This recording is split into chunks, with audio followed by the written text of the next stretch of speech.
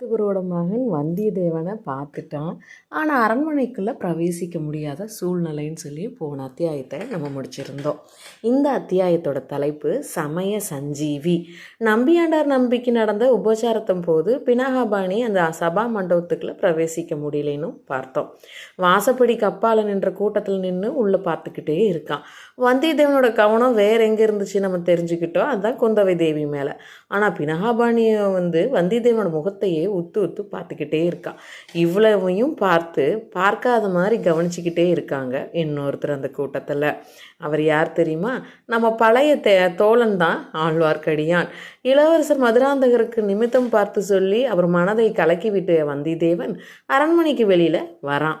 அங்கே சற்று தூரத்தில் நின்று காத்து கொண்டிருந்த வைத்தியர் மகன் அவனை நெருங்கி வந்து, அப்பனே நீ யாருன்னு கேட்குறான். வந்தியத்தேவன் பினாகபாணியை பார்த்து திடுக்கிட்டான். அதை வெளியில் காட்டிக்கொள்ளாமல், என்ன கேட்ட? நீ யாருன்னு கேட்டேன். நான் யாருன்னா கேட்குறேன்? எந்த நானை கேட்குற?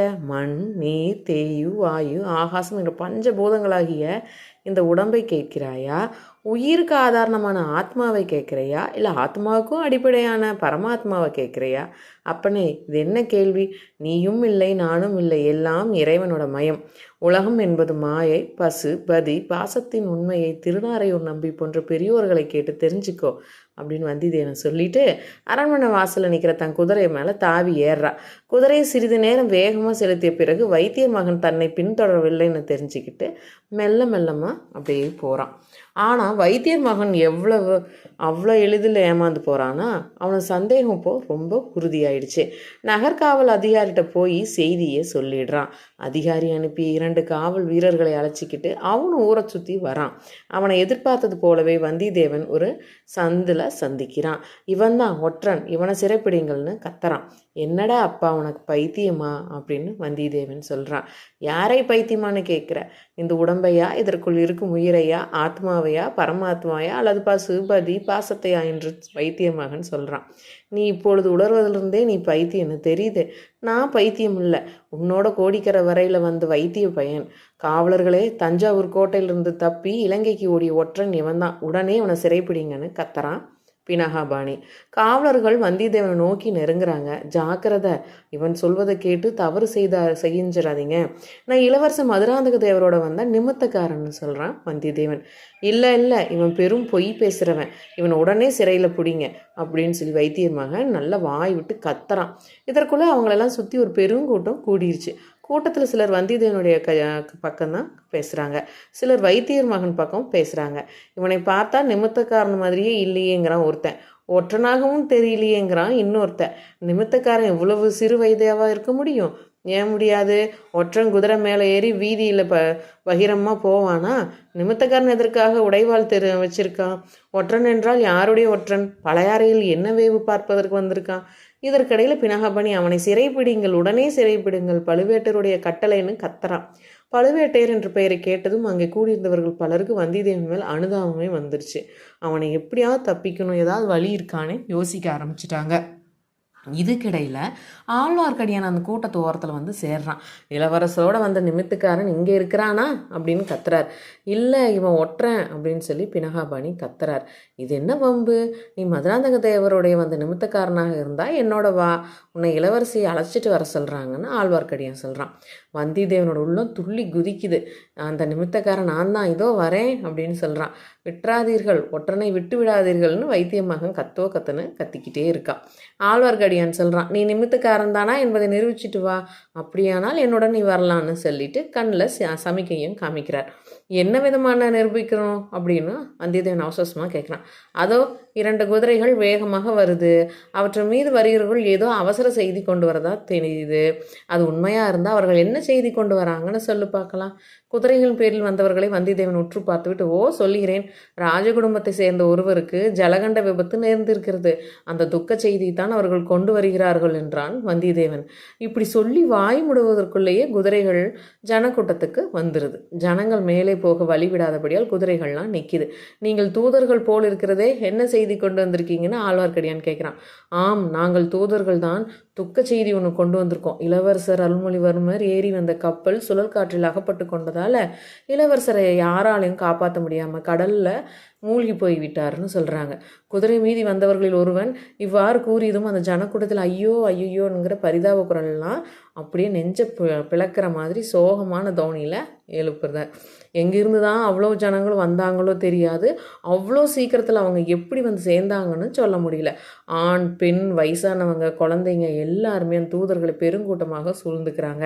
பலர் அவர்களை பல கேள்விகள்லாம் கேட்குறாங்க. பலர் அழுது புலம்புறாங்க.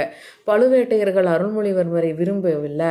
அதனால தான் அந்த நகரில் இருக்கிற மக்கள் பலருக்கு ஏற்கனவே தெரிஞ்ச விஷயம் தான். இளவரசரை சிறைப்படுத்தி கொண்டு வருவதற்காக பழுவேட்டையர் ஈழத்துக்கு ஆள் அனுப்பியிருக்காங்க. அதனால் அவங்களுக்கு இப்படி வந்துருச்சு. அதுதான் நமக்கு செய்தி இப்படியெல்லாம் காதுக்கு வந்து சேருது. இளவரசர் நல்லா இருந்திருப்பாரு, எல்லாம் இவங்கனால தான் சொல்லியெல்லாம் முணுமுணுத்து புலம்ப ஆரம்பிச்சுறாங்க. அதுவும் இன்னும் சிலர் உரத்த குரலையே சபிக்கிறாங்க. பழுவேட்டையர்கள் வேணும்னே தான் இளவரசரை கடலில் மூழ்கடிச்சிருக்கணும் அப்படின்னு ஒருவருக்கொருவர் சத்தமாக பேச ஆரம்பிச்சிடுறாங்க. அந்த ஜனக்கூட்டத்தால் பேசிக்கொண்டே சத்தமும் அவர்கள் புலம்பிய சத்தமும் பழுவேட்டையர்கள் சபித்த சத்தமும் சேர்த்து சமுத்திரத்தோட பேரலை எப்படி இருக்குமோ அது மாதிரி கேட்டுச்சு அங்கிருந்து வந்தியத்தேவனுக்கும் ஆழ்வார்க்கடியானுக்கும். இந்த கூட்டத்து மத்தியில் அகப்பட்டு கொண்ட தஞ்சாவூர் தூதர்கள் மேலே அரண்மனைக்கு போக முடியாமல் தவிச்சிட்டு இருக்காங்க. ஜனங்களை விலக்கி கொண்டு போக அவர்கள் முயற்சி செய்கிறாங்க. அவனை பழிக்கல. எப்படி எங்கே என்னைக்கு நிச்சயமாவான்னு ஜனங்கள் மாற்றி மாற்றி அந்த தூதர்கள்ட்ட கேள்வி மேலே கேள்வியாக கேட்டுக்கிட்டே இருக்காங்க. வைத்தியர் மகனோட வந்திருந்த காவலர்களை பார்த்து ஆழ்வார்க்கடியான், நீங்கள் ஏன் சும்மா நிற்கிறீங்க? கூட்டத்தை விலக்கி தூதர்களை அரண்மனைக்கு போகிறதுக்கு வழி கொடுங்க. காவலர்களும் மேற்படி செய்தியை கேட்டு கதி கலங்கி போயிருந்ததுனால அவங்க இப்போது எப்படி என்ன செய்யறதுனே தெரியாமல் முன் வந்து தூதர்களுக்கு வழி விலக்கி கொடுக்குறாங்க. தூதர்கள் சிறிது சிறிதாக அரண்மனை நோக்கி முன்னேறுகிறாங்க. ஜனக்கூட்டமும் அவர்களை விடாமல் தொடர்ந்து செல்லுது. மேலும் மேலும் ஜனங்களின் கூட்டம் பெருகிக்கிட்டே தான் இருக்குது. அவ்வளோ பெரிய ஜனக்கூட்டத்தில் ஒரே மனதாக இளவரசர் அருள்மொழிவர்மரின் கதியை நினைத்து கலங்கி புலம்பிக் கொண்டிருந்த கூட்டத்தில் ஒரே ஒரு பிராணி மட்டும் ஐயோ இது ஏதோ சூழ்ச்சி, ஒற்றன் தப்பித்து விட சூழ்ச்சி என்று அலறி கொண்டிருந்தது. அவ்வாறு அலறியது யார் தெரியுமா? வைத்தியரின் மகன்தான். வேணா யாருமே அவனை பொருட்படுத்தவே இல்லை. அவனுடைய கூக்குரல் யாருடைய செவிக்கும் எட்ட கூட இல்லை. மாநதியின் பெருவெள்ளம் அதில் விழுந்து விட்ட சிறு துரும்பை வந்து அடிச்சுட்டு போயிடும் இல்லையா? அது மாதிரி அங்கிருந்த கடல் மாதிரி இருக்கிற பெருஞ்சனக்கூட்டத்தில் வைத்தியர் மகனை யாருமே பார்க்கல. எல்லாரும் தள்ளிட்டு முன்னாடி போக ஆரம்பிச்சிட்டாங்க.